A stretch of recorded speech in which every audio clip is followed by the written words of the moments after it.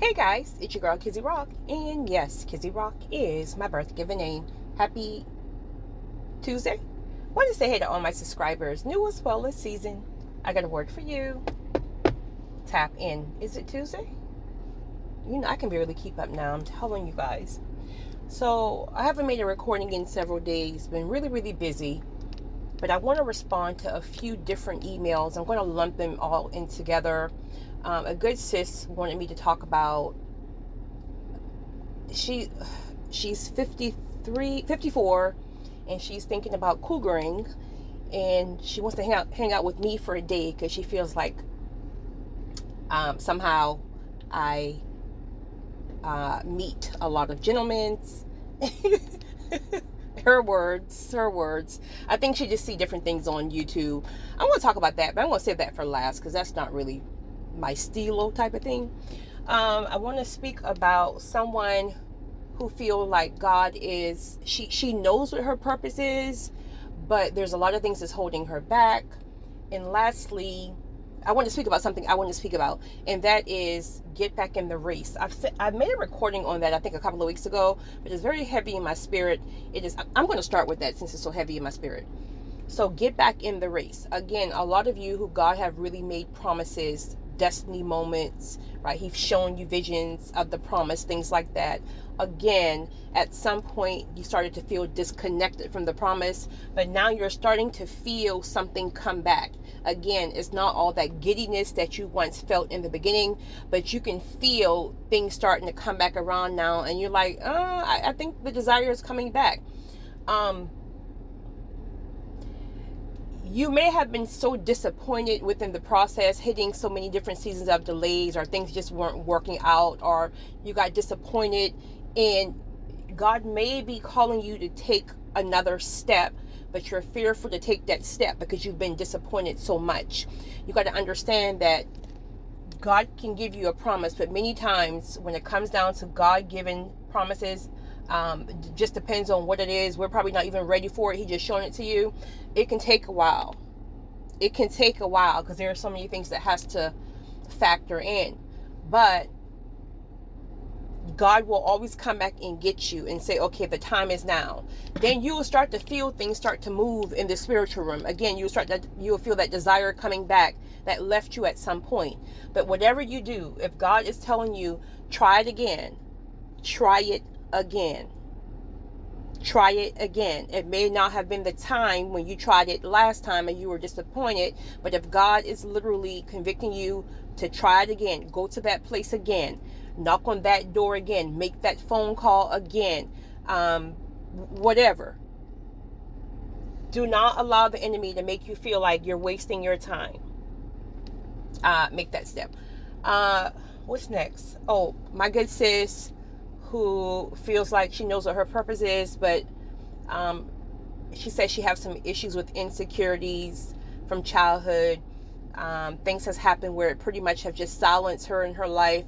So she feels like God is kind of calling her to the forefront, and she doesn't want to do it because she's fearful, and she just feels like she just want to kind of stay behind the scenes and mind her business.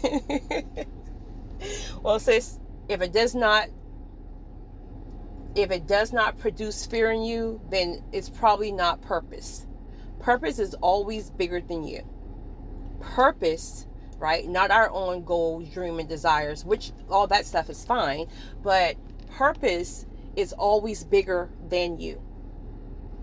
No matter how good someone looks in their purpose, like no matter how good you think they do it, they have to push past fear. Right? They may not be as fearful as the beginning because maybe they've done it, a good bit of times. But I think anybody who, when they're moving to purpose, they'll tell you that they have to really get themselves prepared, and however they do that, right? God gave me a mouth. I'm just a speaker. I'm a writer. I write the way I speak. Everything just comes in my spirit and I just write. So God have given me a mouth to speak, but 95% of my recordings are recordings versus videos. I don't know. I feel like people's looking at me. So it's easier for me to do recordings. But if I'm called to speak on a stage, I got to like really not psych myself up, but get filled in the spiritual realm. There's things I have to do. There's sometimes days I have to prepare. There's certain things that, like, if you see the recording of me presenting Ricky Smiley with his golden rolls, as much as everybody think I was so confident in that recording, I was maybe the last few minutes. But to just get up on that stage and speak to this crowd, like, I had to really fast a couple of days.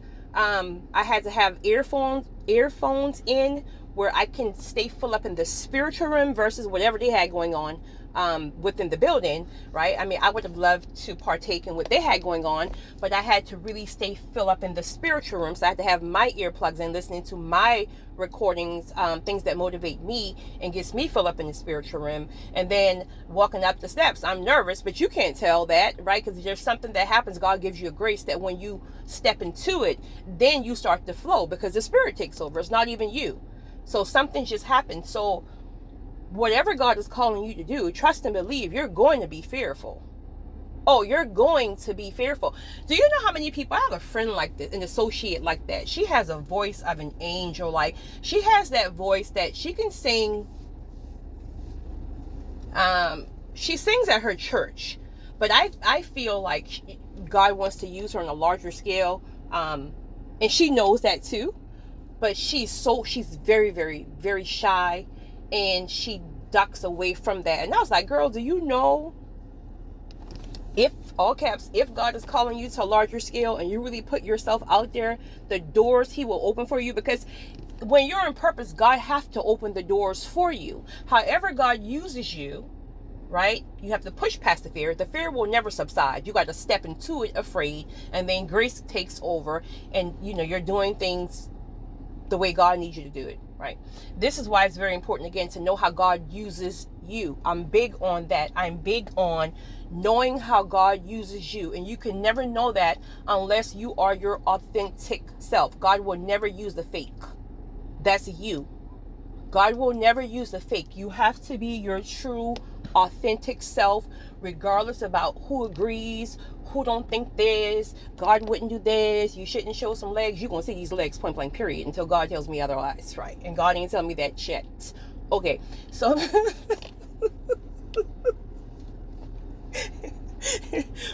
but when you know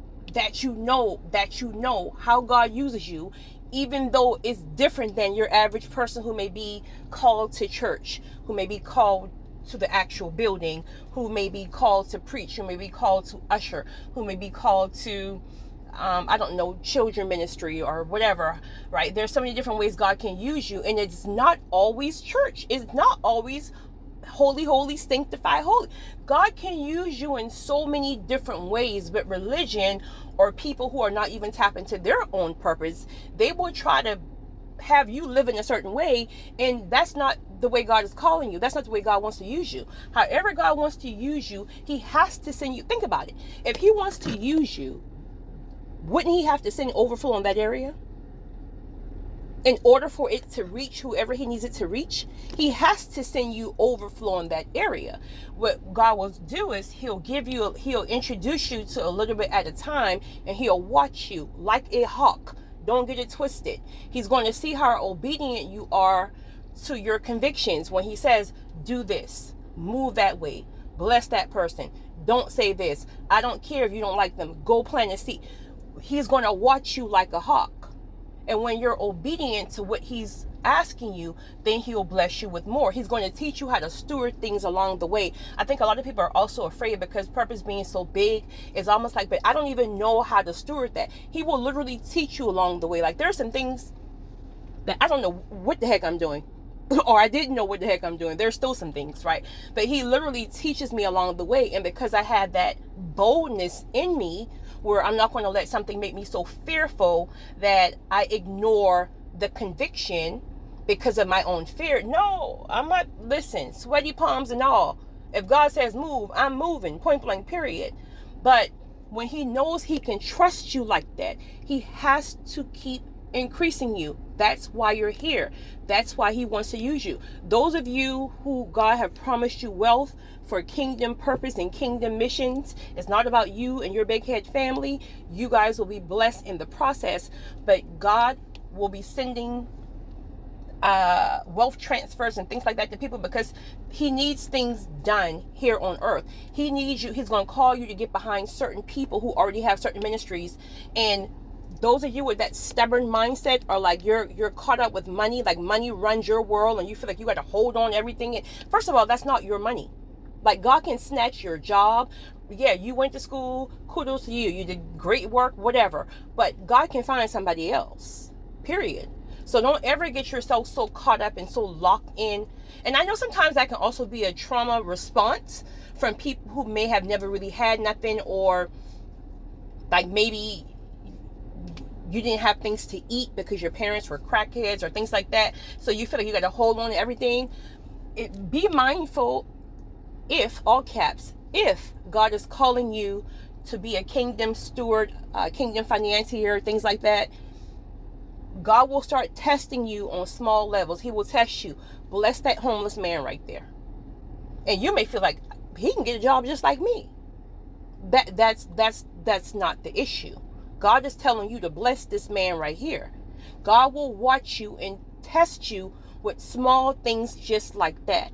So however God is using you, whatever your purpose is, be very mindful. God will literally he will convict you to put your buggy back. I can't tell you how many times. I mean, I just do it now because I got convicted so many times. Like, all in the rain, honey. Everybody's leaving their buggy right by the car. I try it, honey. I crank up. I gotta turn the car back off because the conviction is so heavy. And I'm like, why I gotta? God will test you with small things like that to see how much he can trust you. Trust me. To my good sis who feels like the men that I guess she sees on my YouTube. First, sis, let me say something really quickly.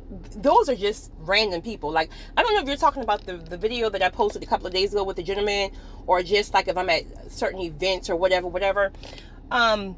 Those are just, I mean, okay. Let me think what I'm trying to say here. All right, sis. I'm very particular what I entertain. I'm very particular about where I place myself, the environments I place myself. Okay. I made a recording on this specifically, I think, last month for a young lady. Where are you placing yourself?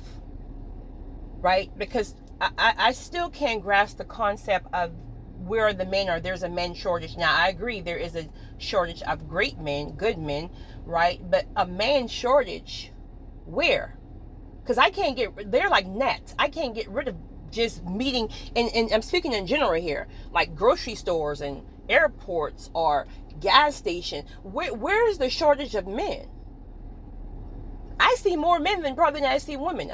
But where are you, what environments are you placing yourself? So I've made a recording on it to maybe try to get out of your comfort zone. First of all, get up out of the house if you're stuck in the house, right? He don't have to just be at church, sis, right? Half of the ones at church ain't even no good, right? Honey, somebody invited me to church some years ago. I went and I left a little bit early, just to introvert me. I was trying to get out there before the crowd got out there. Honey, the preacher came out the back door, honey, and left the people sitting in there. Child, I don't get caught up and mixed up in that nonsense about you can only meet good men at church. Honey, honey, let me just tell you. Try going out again. Find you nice restaurants. It don't have to be Applebee's. No knock or diss to Applebee's. But sometimes we're conditioned, like we think like Applebee's and Red Lobsters is no, listen. Go there, fine. I like a good 2 for 2 or 3 for 3 if they still got it. But I place myself in certain environments, period. And you don't have to go and buy a 5-course meal. Go sit at a nice bar. Yes, bar, right? You don't even have to drink. Have you a nice club soda, right? airport lounges, travel. Stop waiting on your friends to travel with you. If you got to go alone. If you got to join some type of group where they like join together from different states or whatever, like travel. Start doing different hobbies and leisure activities. Like I just recently started horseback riding, practice golfing. Like just start really getting yourself out there more, but start doing things that are unique and not what you're so accustomed to. Really put yourself out there. Like really put yourself out there. Again, I'm careful about what I entertain. Now I'm a very all caps, very friendly person. Sometimes too friendly and I get myself in trouble. So I'm friendly with everybody. I speak to everybody. I treat everybody the same, but I don't entertain everybody.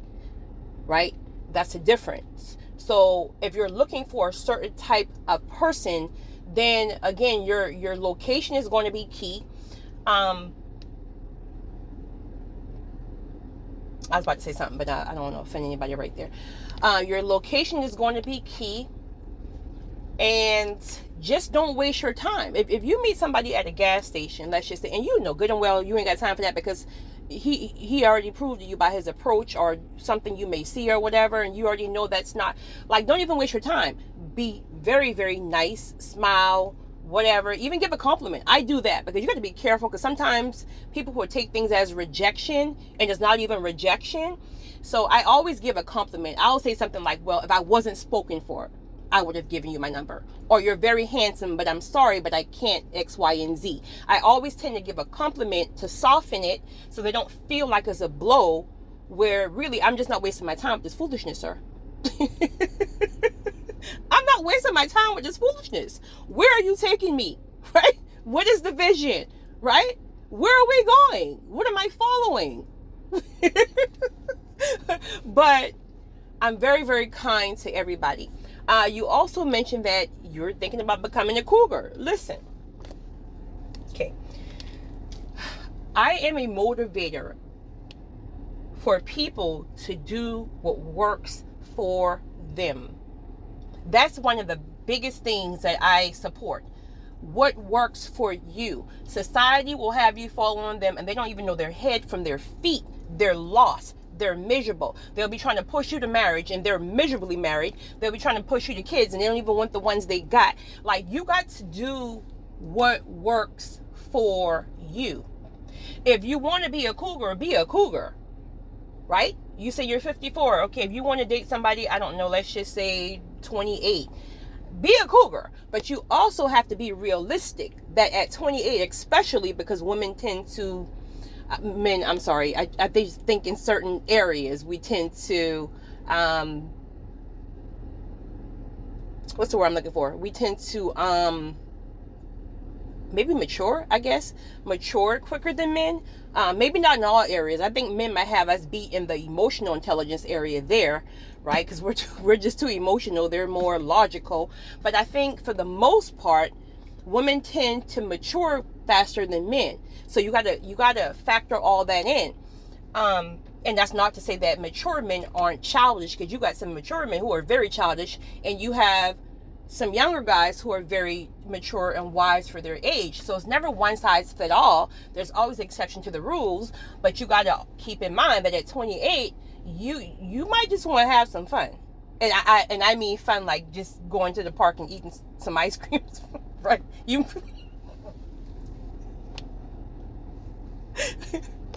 and I mean that, right? I mean that. Just have fun, like in fun, right? Whatever your fun is, right? But you can't start getting pissed off and emasculating him 6 months in after you done catch some feelings or whatever, because he's quote unquote not a man. He hasn't man up. He can't keep a job. He don't have this. He don't have that. You haven't given him enough time.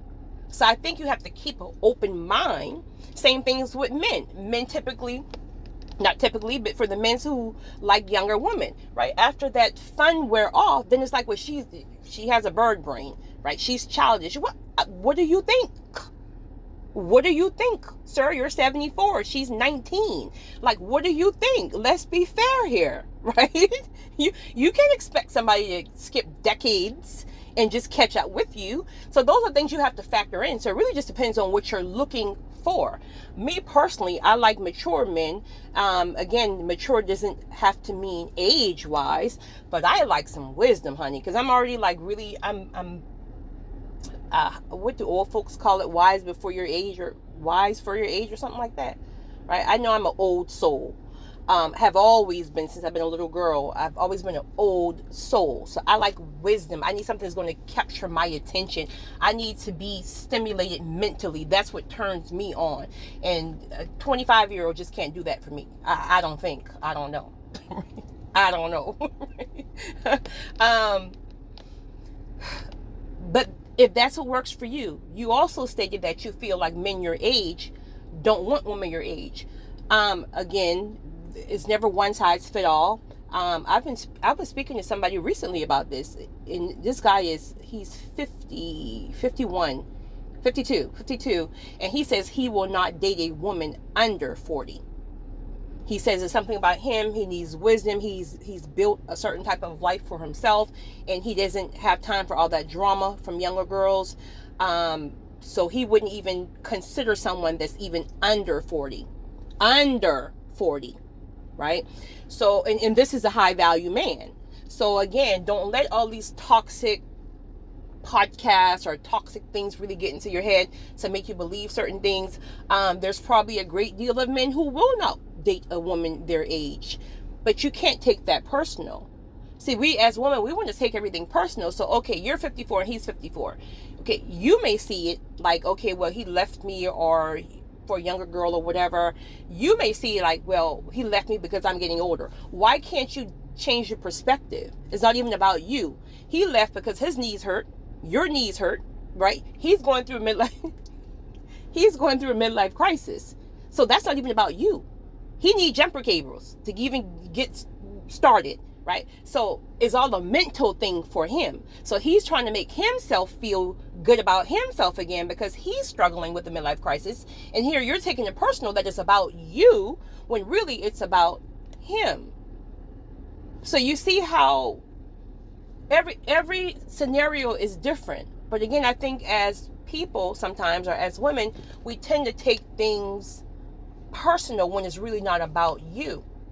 So if you feel like all the men your age in their 50s and 60s don't want somebody in their 50s and 60s, then go ahead and find you a young thing. Men do it all the time. If that's what you want, if that's what you want, I just ain't got time. I'm not buying no Jordans. I'm not buying no Xbox and PlayStations. I ain't got time. I'm busting out my car windows because listen, that's another thing. Speaking about that, you got to also be careful because they're going to fall in love. You got that experience. They're going to fall in love. So you got to consider all that. Are you really willing to put up with that drama if it gets to that point? Not to say that all younger men are that way. I'm just saying that you have to factor certain things in if that is the route you're going to take. So my advice is do what works for you. I can't tell you one way or another, but do what works for you and do it well and make no apologies about it when you do it. Point blank period. It's your girl, Kizzy Rock.